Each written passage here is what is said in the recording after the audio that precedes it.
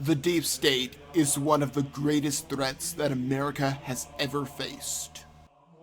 There are countless backroom deals that take place, and that is where Michael Flynn comes into the picture.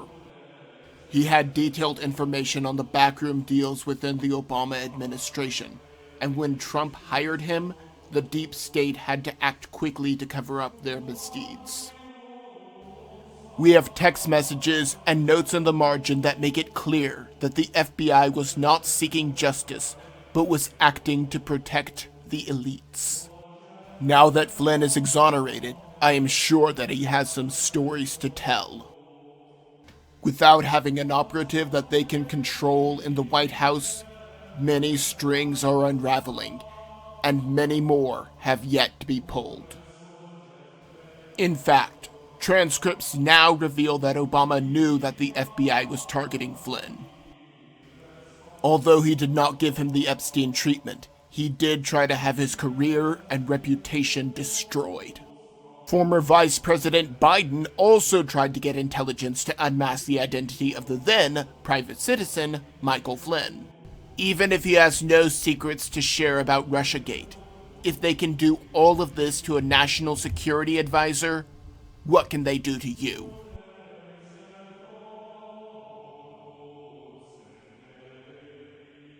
Officer G. Anderson was put on leave after releasing this video.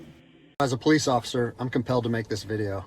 I've been in law enforcement for 10 years, and I'm speaking to my peers, other fellow officers, people in any kind of law enforcement position.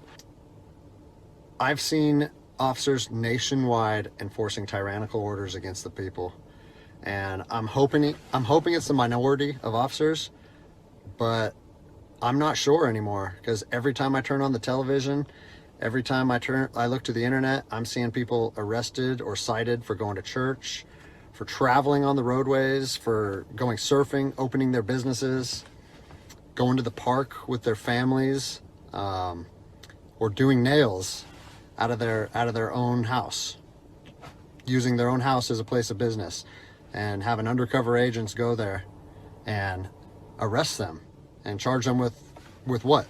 With a crime?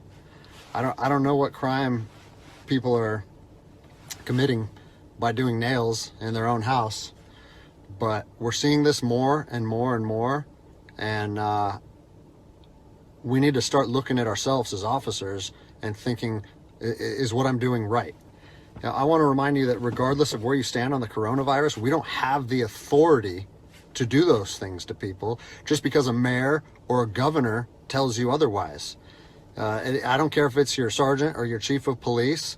We don't get to violate people's constitutional rights because somebody in our chain of command tells us otherwise. It's not how this country works. He criticizes the draconian measures that police are taking to arrest people for exercising personal liberty. C.S. Lewis once said, "When the whole world is running toward a cliff, he who is running in the opposite direction appears to have lost his mind." I have said it before, and I will say it again. This has been a test to see how many liberties can be taken away before we fight back. Just like Michael Flynn, the powers that be do not want anyone to go against the agenda, which is also why we are seeing people leave the Democratic Party via Dexit. While some officers will see this and realize that they have an oath to defend, others will see Anderson's punishment and show less leniency. The more you tighten your grip, target, the more star systems will slip through your fingers. As I'm sure that you all know, the fake news has to find a way to attack the Trump administration by using as much libel and slander as possible. Their favorite is altered clips and then claiming they are innocent because the administration does nothing but lie.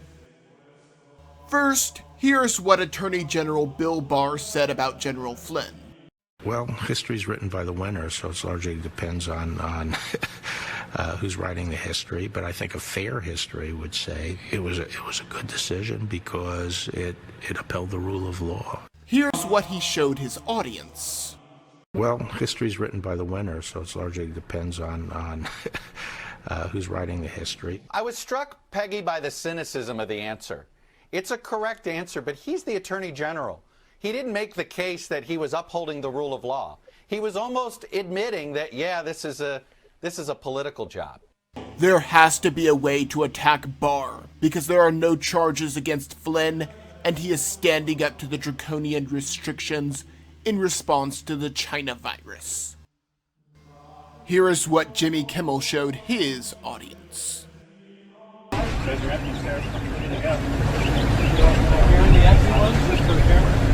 Now here's what actually happened.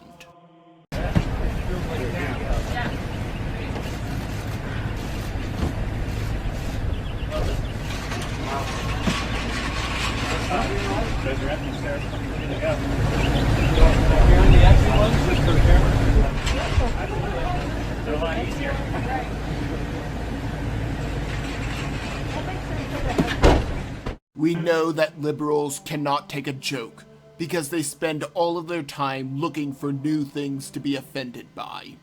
The fake news claiming that other people lie is the height of irony. I would say that they have reached a new low, but they will deceptively edit more clips tomorrow. Just like the testing lines that CBS covered, how many fake news stories go unrebutted because no one stands up to them? The models for the China virus have failed over 6.5 hours later. and over Many months later. and over So much later that the old narrator got tired of waiting and they had to hire a new one. and over again. Now Dr. Birx believes that the actual number of cases may have been inflated as much as 25%.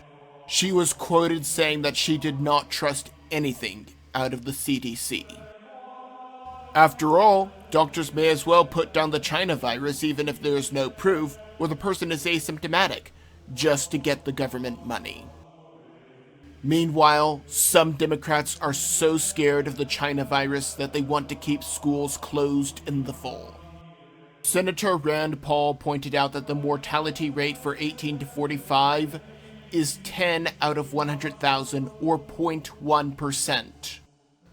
In fact, it is the rural states where kids play outside and in the dirt that there are fewer cases. It is the big cities that are being most affected. Besides, what is going to happen to parents that cannot afford to stay home for a whole school year? Samaritan's Purse came to New York to help with the large number of cases created by the poor central planning on the part of the Democratic leaders. They did not charge anything. They just came to help and are one of the best managed charities in the country. First, they were attacked because they support biblical marriage. Now they are being asked to pay income tax within the state.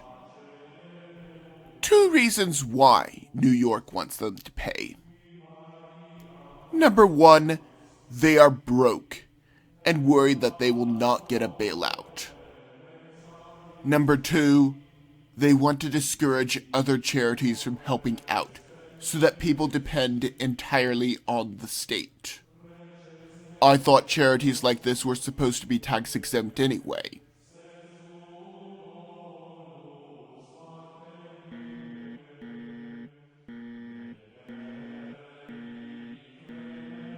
Cuomo really is a piece of work, isn't he? He said that he did not have enough ventilators, then he gave ventilators away. He is charging a charitable group income tax. Now, he has let the elderly die. Whether it be the common cold or the present pandemic, the elderly are the most at risk. When they were supposed to be treated, Cuomo denied them and sent them back to the retirement home. Countless died because their at-risk immune systems could not handle it. I certainly hope that New York voters remember how Well, Cuomo handled all of this. Yes, I see. Good news, everyone! The Ninth Circuit Court of Appeals has upheld President Trump's rule to keep abortionists from getting money. This is good news, and a lot of liberals are seeing the writing on the wall, which is why the Price is Right had to donate so much to Planned Parenthood. In even better news, since China caused the plandemic, both Trump and Cruz are taking part to hold their feet to the fire. Ted Cruz has introduced a bill to keep studios from using military equipment during their filming if the film is edited on the orders of the Chinese government. For example, scenes like this could not happen.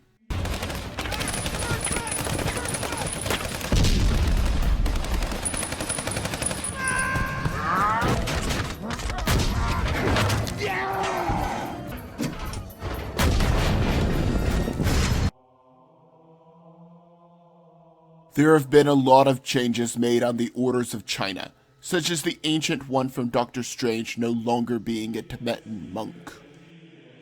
Now before you say, First Amendment, they are purchasing the use of equipment from a party that has no legal obligation to provide it. Meanwhile, President Trump is requiring retirement equities in China to be pulled.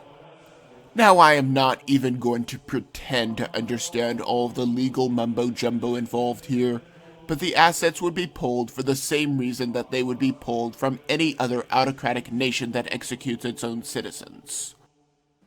Just follow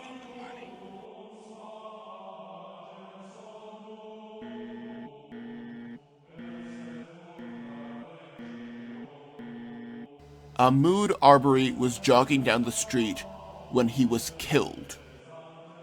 Mr. Aubrey matched the physical description of a perp, and the two tried to make a citizen's arrest. There is strong evidence to suggest that it was a case of mistaken identity, but that should be left in the hands of a jury, not in the court of public opinions. That was some depressing news. How about some good news? Palestine banks starting May 9th would be held liable if they accepted funds that were involved in terrorist attacks. Banks are denying funds from NGOs and other groups that fund terror and are even dropping accounts being held there in the name of said terrorists.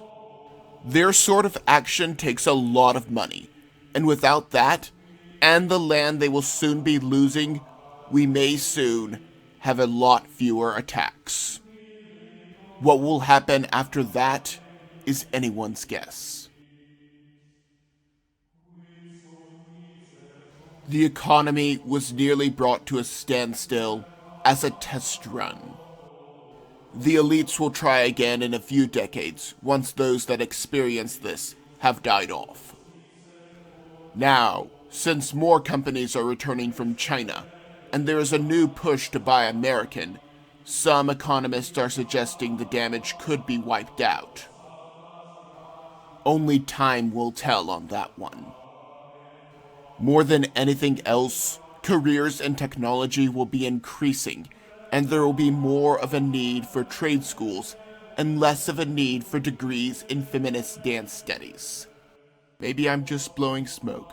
Maybe I'm completely off my rocker, but that is just my opinion.